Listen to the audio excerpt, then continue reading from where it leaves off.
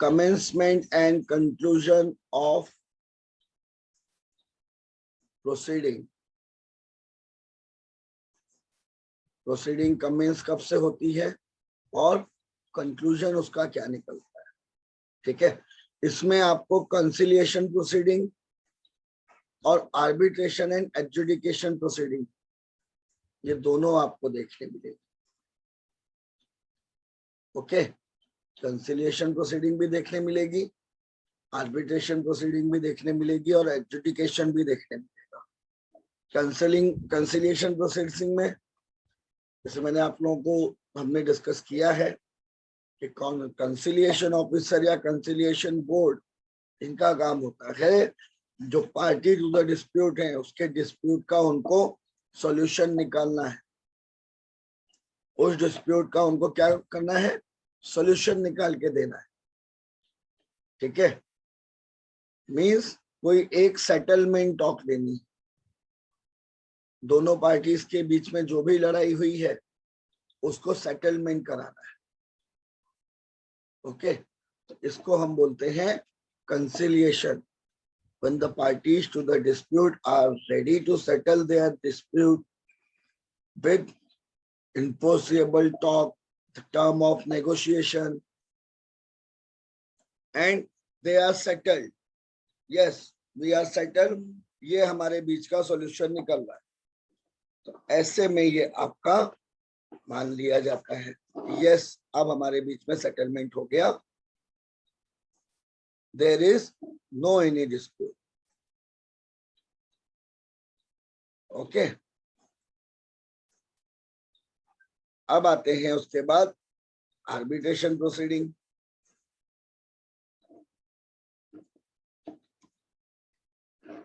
Arbitration proceeding क्या होती है, जहां पर आर्बिट्रेशन के पास आपके बीच का जो मैटर है वो आप भेजते हैं। कॉन्स्टिट्यूशनल बॉडी होती है आर्बिट्रेशन भी, लेकिन आर्बिट्रेशन प्रोसीडिंग में और कंसिलिएशन प्रोसीडिंग में फर्क ये है कि कंसिलिएशन कभी भी सेटलमेंट कराता है और अगर दोनों पार्टी एग्री हैं तो ही वो आपको फाइनलिटी में जाएगा। हाउएवर आर्बिट्रेशन में दोनों के बीच में नेगोशिएशन तो चलता है, ठीक है, लेकिन ऑर्डर जो अवार्ड है वो आर्बिट्रेशन किसी के विल एंड विश पे नहीं चलता। एडजुडिकेट करेगा मैटर को और एडजुडिकेशन के बाद वो अपना ऑर्डर पास कर देगा, अवार्ड दे देगा, ठीक है। आगे के प्रोसेस आपको पता है। बाकी दोनों के पास पावर सेम है as a district court under CPC, ठीक है। और एडजुडिकेशन में वो आपके कंप्लेंट को देखेगा, सामने वाले के रिप्लाई को देखेगा, आपने सपोर्टिंग एविडेंस क्या दिया है वो देखेगा। कई बार आप बोल देते हैं कि ये कर रहे हैं वो कर रहे हैं, एविडेंस कहाँ है? विदाउट एविडेंस कोई भी प्रोसीडिंग नहीं चलती। हाँ, कंपलसरी नहीं है आर्बिट्रेशन प्रोसीडिंग, क्योंकि कॉन्स्टिट्यूशनल है तो ये कंपलसरी नहीं है, बट देन टू कुछ तो बेस हो आपके बोलने का,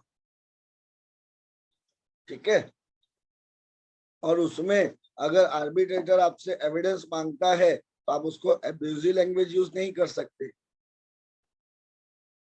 ठीक है। वहां पे अब आपको उसको वो चीज बतानी है, उसको अपना काम करना है, उसको बेसब्रापन नहीं बोलते कि नहीं नहीं मुझे एविडेंस चाहिए, तो एविडेंस चाहिए, अदरवाइज आपकी बोली हुई बात की क्रेडिबिलिटी कैसे निकालेगा? कॉन्स्टिट्यूशनल है इसलिए कंपलसरी नहीं कर सकता, बट अगर आप एविडेंस देते हैं तो that will be good. Okay, तो ये होता है आपका आर्बिट्रेशन प्रोसीडिंग, जिसमें वो एडजुडिकेट करता है, फिर आप दोनों की हियरिंग लेता है, फाइनल वाली, फाइनल आर्गुमेंट सुनता है और उसके बाद वो डिसीजन देता है। आई बात समझ में? चलिए, conciliation proceeding commencement section 20 subsection 1 provides that the conciliation proceeding shall be deemed to have commenced on a date on which notice of strike or lockout under section 22 received by the conciliation officer. कहीं पे strike हो गई, कहीं पे lockout हो गया, ठीक है, वहां पर स्ट्राइक और लॉकआउट के बाद आपको ये कंसिलिएशन प्रोसीडिंग चालू हो जाती है, मींस दोनों के बीच में बातचीत, ठीक है, दोनों के बीच में सेटलमेंट शुरू हो जाती है।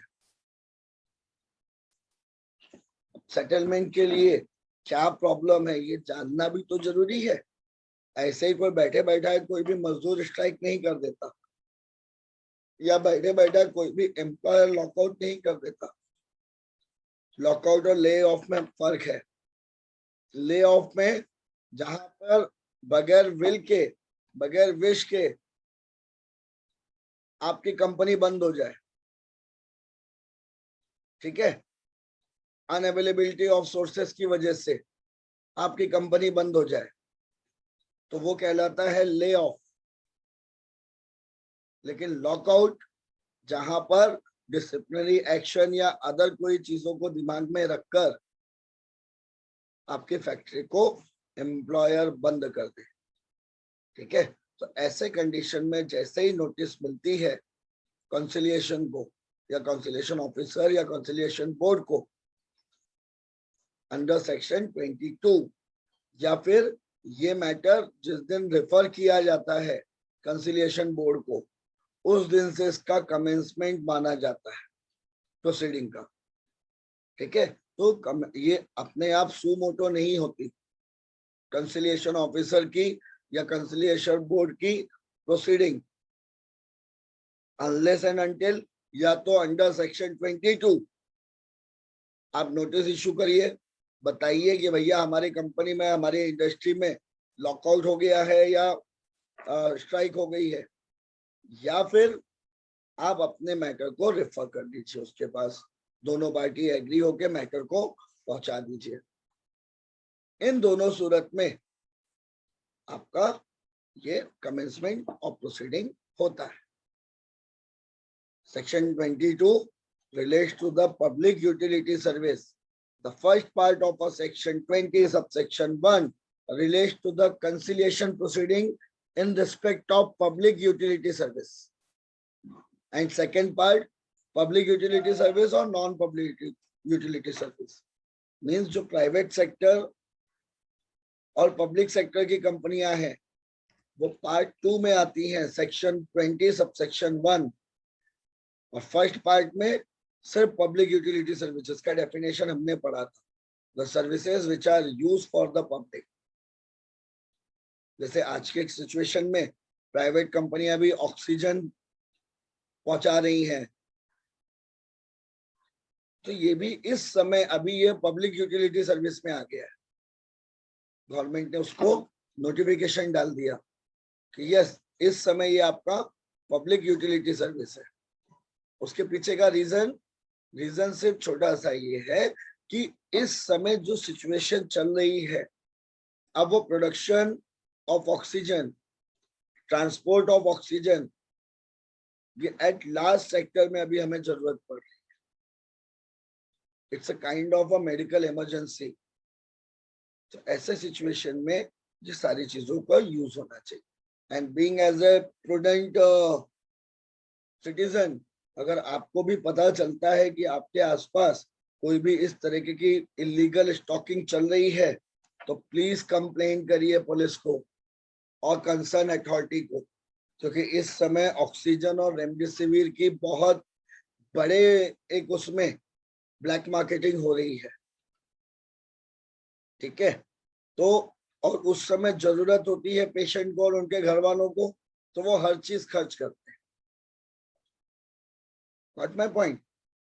बट अब आप ये बोलें कि हमारा तो कोई लेना देना नहीं है, हम ना करें, लेकिन अगर आपको पता चलता है और उसके बावजूद आप नहीं कुछ इन्फॉर्म कर रहे हैं, तो एक तरीके से आप भी हिडन रूप से, ठीक है, आप सपोर्ट कर देते हैं। आई बात समझ में? चलिए। Conclusion proceeding. Section 20 subsection 2 states that the conciliation proceeding is deemed to have concluded where a settlement is arrived. अगर दोनों पार्टी के बीच में सेटलमेंट हो गया तो कंसिलिएशन प्रोसीडिंग अपने आप बंद हो जाएगी, कंक्लूजन हो जाएगा। ठीक है,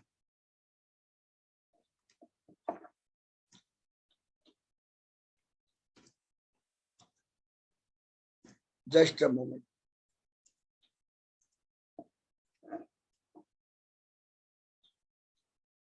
तो इस तरह से आपकी ये प्रोसीडिंग कंक्लूड होती है। और अगर कोई सेटलमेंट नहीं होता तो इसको आप भेज दिया जाता है court, labour court, tribunal, national tribunal. लेकिन ये दोनों रिपोर्ट अंडर सेक्शन 17 पब्लिक होती है। पब्लिकेशन के बारे में हमने पढ़ा है। अप्रोप्रिएट गवर्नमेंट ये नोटिस को पब्लिकेशन करती है। सेम प्रोसीजर है कि अगर कोई कॉन्फिडेंशियल बात है, ठीक है, तो आप करवा सकते हैं, कोई इशू नहीं। आप एप्लीकेशन दीजिए, अप्रोप्रिएट गवर्नमेंट उसको लाइक करेगी। लेकिन अगर आपने कोई भी एप्लीकेशन नहीं दी फॉर पब्लिकेशन तो वो पब्लिश होना ही है। और वो कब तक कमेंस रहेगी, कब तक इन्फोर्सिबल रहेगी? 30 डेज के बाद। राइट, रिपीट करते रहिए इन सारी चीजों को बार बार, आपको अपने आप ही सारा का सारा एक्ट समझ में आने लगे। क्योंकि कंसिलिएशन ऑफिसर से स्टार्ट करके नेशनल ट्राइब्यूनल तक प्रोसीजर्स आर सेम। ठीक है, खाली कंसिलिएशन बोर्ड, कंसिलिएशन ऑफिसर, इनमें और बाकी अथॉरिटी में फर्क क्या है कि यहाँ पर सेटलमेंट होता है और वहां पर अवार्ड मिलता है। बाकी power, procedure, matter, discussion, negotiation, everything is the same point. Single handedly चलता है। एक को पढ़ोगे तो बाकी का अपने आप समझ में आए। ये बनाया ही इस तरीके से जाता है एक्ट को। आई बात समझ में? चलिए, अब अगर कंसिलिएशन प्रोसीडिंग पेंडिंग आपकी पेंडेंसी पे है, ठीक है, तो ऐसे में पेंडिंग कंसिलिएशन प्रोसीडिंग में आप लॉकआउट, स्ट्राइक डिक्लेयर नहीं कर सकते। ठीक है, अगर आप डिक्लेयर करते हैं तो इसका मतलब है आपने इलीगल काम किया। ठीक है, अगर आपने स्ट्राइक डिक्लेयर कर दी तो वो PULP में आता है, अनफेयर लेबर प्रैक्टिस, और उसके लिए आपको एक्ट दिया हुआ है। ठीक है, आर्बिट्रेशन और एडजुडिकेशन प्रोसीडिंग सेम। जब ये मैटर रेफर करेंगे या फिर आप लेके जाएंगे खुद, सेक्शन 20 सबसेक्शन 3, ठीक है, ऐसे में आप अपनी आर्बिट्रेशन प्रोसीडिंग को लेकर जाते हैं। प्रोसीजर आर सेम, जो आपने काउंसलिंग में देखा। कंसिलिएशन प्रोसीडिंग, आर्बिट्रेशन प्रोसीडिंग दोनों सेम है। खाली फर्क सिर्फ इतना है कि एक में सेटलमेंट है और दूसरे में अवार्ड। ओके, फिर उसके बाद आते हैं penalty for a breach of settlement of और अवार्ड। आपको जो अवार्ड दिया गया है या जो सेटलमेंट है कंसिलिएशन प्रोसीडिंग के थ्रू या आर्बिट्रेशन ने दिया, अगर आप उसको तोड़ते हैं तो क्या उसमें आपको फाइन लगता है। और यहाँ पे याद रखिएगा, जब भी आप फ्यूचर में जब एडवोकेट बनेंगे, ठीक है, तो अगर ये चीज टूटती है तो ये एक्ट पूरा सिविल है, लेकिन फाइनलिटी में यहाँ पे पिनल प्रोविजन भी है। That means imprisonment for term may extend to 6 months और फाइन और बोथ।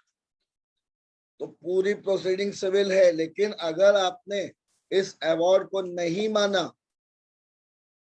तो ये आपका आता है कंटेम्प्ट ऑफ कोर्ट, जहां पे आपको इम्प्रिजनमेंट अप टू 6 मंथ हो सकती है, और कंटिन्यू करते चले जा रहे हैं तो 200 रुपया पर डे के हिसाब से फाइन भी लगेगा। बात आई समझ में? So very careful. Civil proceeding है, जिसका मतलब ये नहीं है कि आप इसको हल्के में लेंगे, या अरे कंसिलिएशन हमने ही तो सेटल किया था। डेफिनेटली जब आपने सेटल किया है तो आप अपनी बोली हुई बातों से पलट नहीं सकते, ठीक है?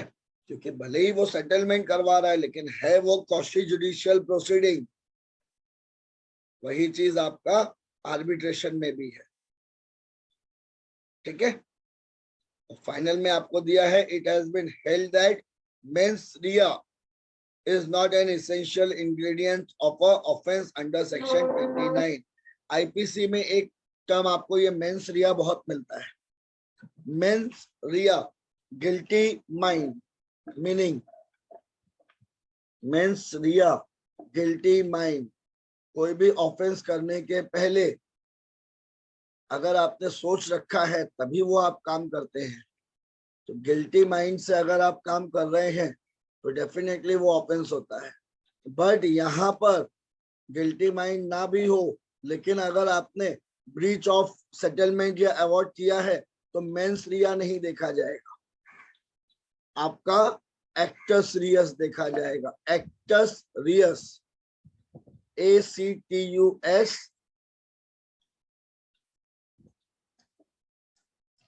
Acts reus, REUS, that means आपका एक्शन देखा जाएगा। जनरली ऑफेंस का डेफिनेशन होता है mens rea plus actus reus, but यहां पर सिर्फ एक्टस रियस देखा जाएगा, मेंस रिया नहीं। ओके, तो this is the penalty and punishment for breach. चलिए, लॉकआउट और स्ट्राइक, ये दोनों चीजें ऐसी होती हैं जिसमें एक इंडस्ट्री का कामकाज रुक जाता है, ठीक है? एक इंडस्ट्री का कामकाज पूरी तरीके से रुक जाता है। क्यों? क्योंकि आप विलिंगनेस नहीं दिखाते काम करने की, और जब आप अपनी विलिंगनेस नहीं दिखाएंगे तो आपका काम रुक जाएगा। अगर ये विलिंगनेस एम्प्लॉयर की तरफ से है कि उसको जॉब प्रोवाइड नहीं करवाना, तो ऐसे में आपका ये जो कामकाज है उसको कहते हैं हम लॉकआउट।